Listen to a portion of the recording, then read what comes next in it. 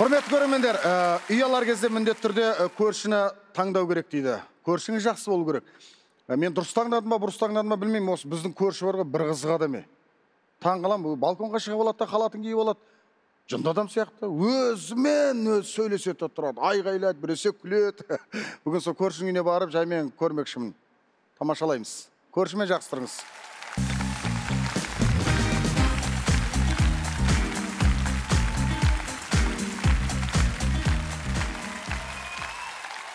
Кім бар екен?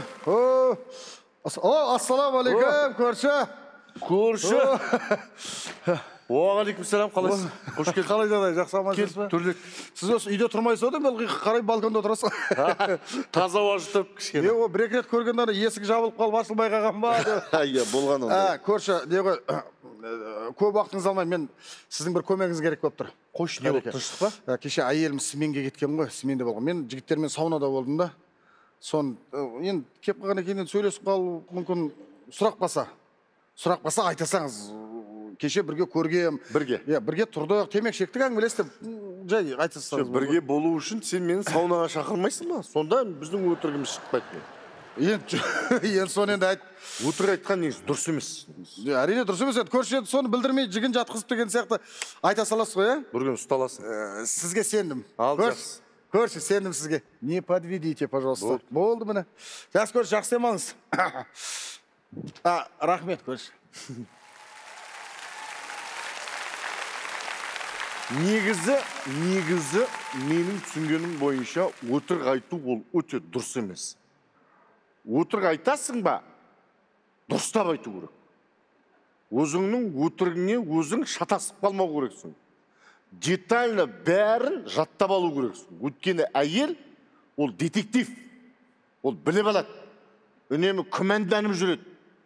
Не істеп отырсың, не болды аяқ астынан? Жайшама деген сияқты сұрақтар көп та. Өткенде бір досым айтты да, екеуміз еще бірге вечерде болдық деді да маған. Мынау сияқты ғой, көршім сияқты. Сосын досымның инстаграмына кіріп сторисini қарадым. Қай жерде отырды, қастарында кім бар, қандай достар болды, кім келді, кім кетті деген сияқты. Полный изучать етіп барып, өтірікке дайын болу керек. Өткенде бір әнші жігіт бір отырыста өлең айтады, оны сторисқа бір қыз түсіріп алады. Ол ақмақ, есалаң, сол қыздағы стористі өзіне салады, қатыны біліп қояды. Бітті. Не істейді дейсің ғой әйелі? Сол қыздың аккаунтын тауып алып, номерін тауып алып, анаған қайта звондайды. Ана қызда күдіктеніп қалады ғой, кім мынау, незнакомый номерден звондаған деп. Номерді алады да оны Каспий Голдқа салып көреді. Қараса ана досының әйелінің аты шығып тұрады. Пожалуйста, көрдіңіздер ма? Қорқып қалады да, сондықтан да өтірік айтпау керек сияқты.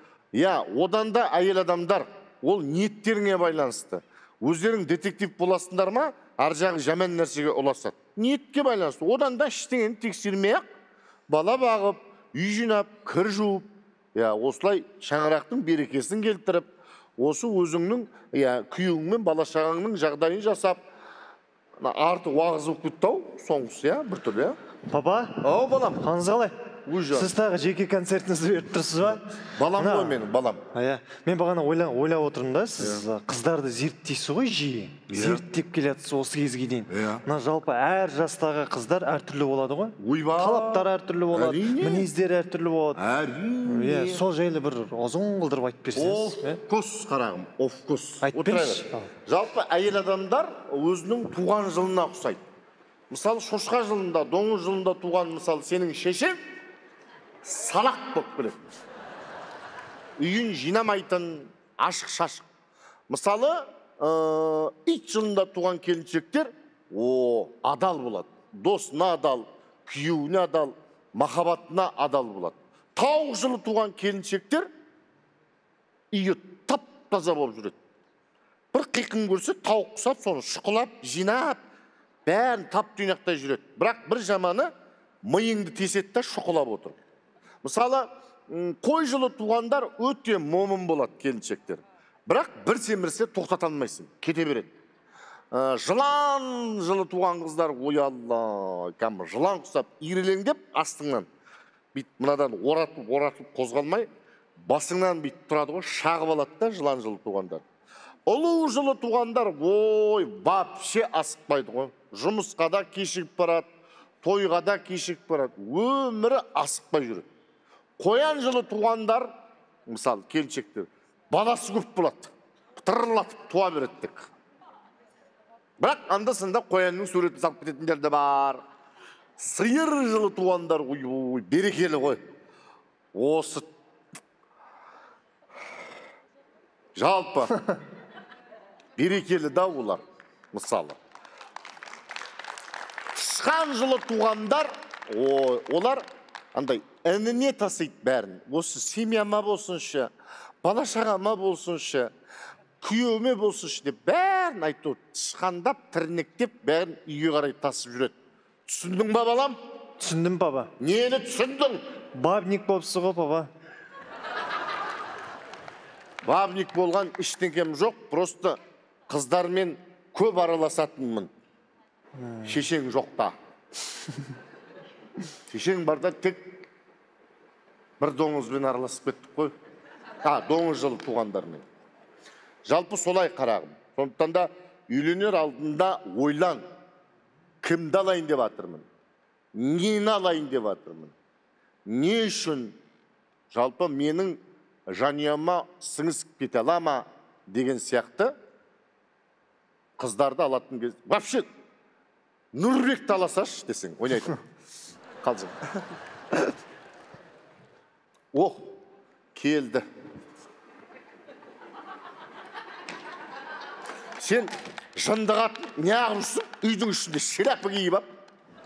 Сен неғып жүрсің халат пен туфли киіп? Теңіздің жағасында жүрген адам құсап. Әпенде, бақ концертіңді қойып атсың ба? Сен бар ғой, алжыдың. Неге? Сен мына күлкі боласың, немереге де күлкі боласың, балаға да, шағаға да күлкілі боласың. Алжығансың сен. Мен сол алжитын жасқа жеткізсең мен алжиым. Сен мұна тұрыңмен жеткізбейін деп тұрсың ғой мені? Жоқ, жеке концертіңді бересің де жатасың, бересің де жатасың. Әй, Әзіз-Ысқақ театрларына сатпайсың ба? Бәр жүр ғой, ербең етіп, бәрінде идея жоқ дейді, анекдот жоқ дейді. Дайын сатып ақша қылайық та, сатпайсың ба? Сатам, сен не шаруаң бар ол жерде? Баяғыда осындай бай болғаныңда ендігі миллионер болып кететін еді. Енді отырсың, қартайғаныңда Версачидің халатын киіп.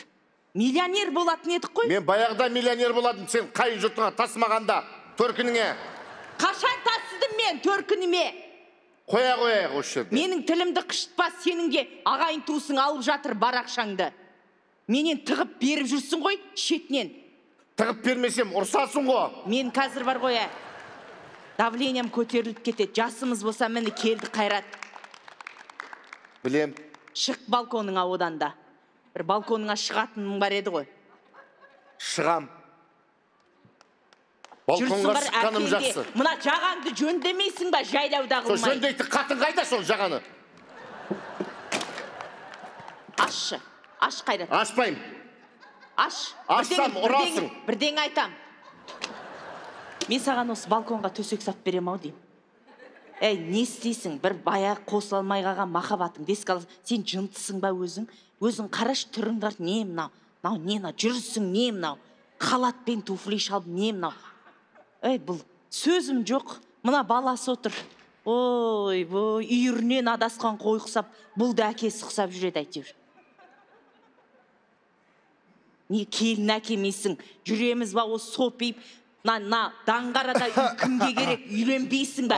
Қыз жоқ дейсің де отырасың. Қыз жетет, мені қырғын, біреуін алмайсың ба осылардың біреуін? Саламатсыздар ма көрші? Құдақаңдайтын жаста емеспіз.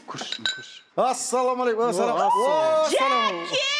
Жәкем, төрлетші Жәкем. Бола ма? Қалайсыз, қалыңыз қалай? Ай, ақ көршім, ай, ақ көршім. Өздеріңіз қалайсыздар, жағдайлар жақсы ма? Отырыңыз. Мә, осы Дариға енді мына мен айтар сөзім жоқ. Осы сізді көрсем бар ғой, өмір сүргім келеді ғой. Несіз ғой осы, жүріс тұрыс. Мына жалпы сізде осы бір Ақсүйектің қаны бар ау деймін. Мен енді Ақсүйектің қызы болдым. Әкем райкомда бастық болды. Ой, ақ волгымен жүреміз. Ақ волгымен сабаққа барамыз. Ойбай, мына бар ғой сіздің осы киінісіңіздің өзі бөлек қой. Сізде киімнің өзінде аңсыған біл бар ғой. Шляпа, тапочканы қараңызшы, тапочкамен бір алтынды кешіп өткен сияқтысыз. Өзіңіз бір бриллиант. Не деген мақсат. Жақот, маржан, Құдай ау. Мен саған кезінде айттым ғой, мен ал деп. Неменеге ана елді алдың? Бір шегірткенің айғыры, ет сүйегіне жабысқан.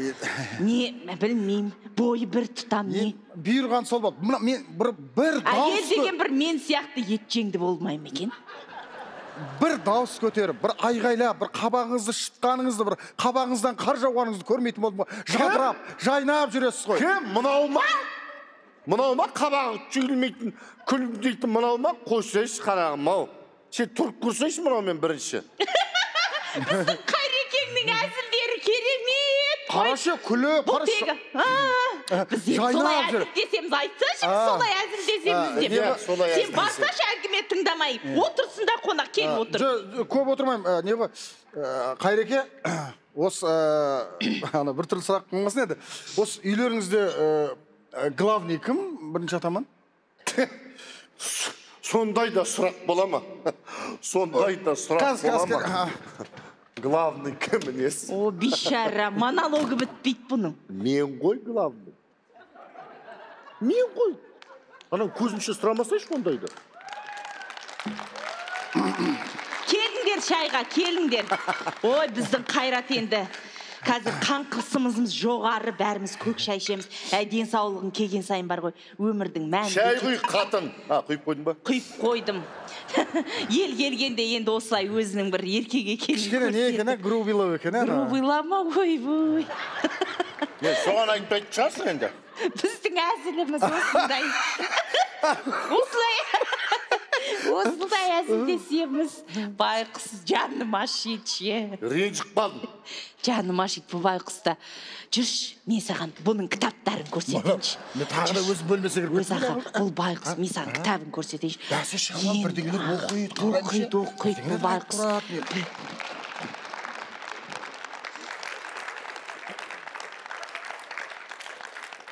Ер адам үш нәрседе жалып жасамау керек. Алған әйеліне, өзінен шыққан балаларына, таңдаған мамандығына. Таңдауларыңыз берекелі болсын.